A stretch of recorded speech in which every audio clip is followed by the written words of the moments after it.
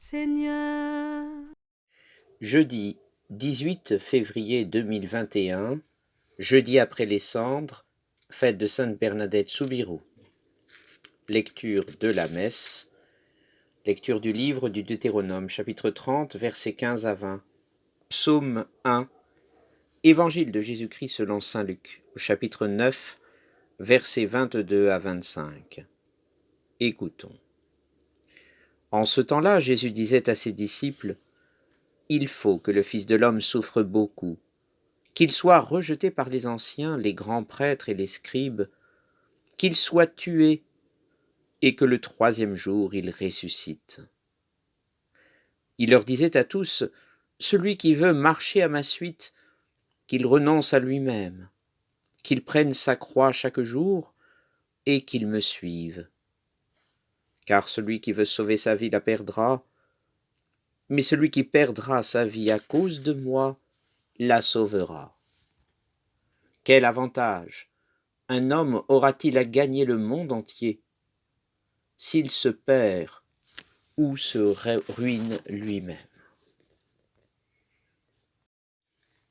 Il faut que le Fils de l'homme souffre beaucoup, qu'il soit rejeté par les anciens, les grands prêtres et les scribes, qu'il soit tué, et que le troisième jour il ressuscite. En apprenant cette nouvelle, Pierre, devenu Saint Pierre, le premier des papes, fut fortement contrarié, voire même presque irrité.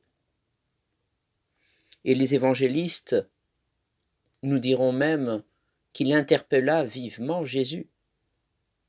Pourquoi? Tout simplement parce qu'il se faisait une représentation erronée de son Messie. C'est-à-dire, il ne pouvait pas imaginer que le Sauveur du monde souffre, soit rejeté, soit tué et meurt. Et au fond,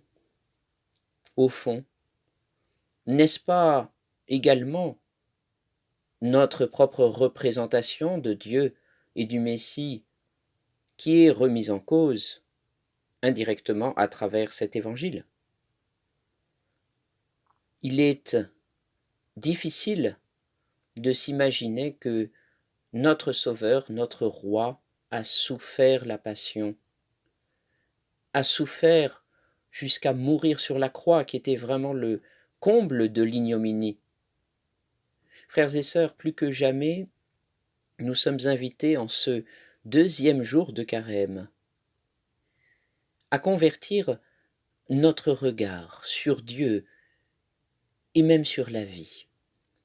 Parce qu'il n'est pas facile, en effet, d'entendre cette parole qui suit, « Celui qui veut marcher à ma suite, qu'il renonce à lui-même, qu'il prenne sa croix chaque jour et qu'il me suive. » Jésus nous rappelle simplement que la vie n'est pas un long fleuve tranquille, qu'elle est jalonnée d'obstacles, et tous, nous en faisons malheureusement l'expérience.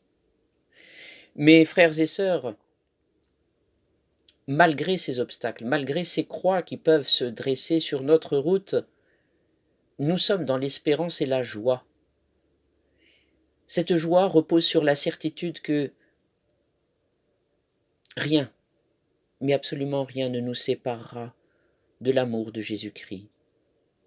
Psaume 23, « Si je traverse les ravins de la mort, je ne crains aucun mal, car Seigneur, tu es avec moi. Tu es l'Emmanuel, c'est-à-dire Dieu avec nous. »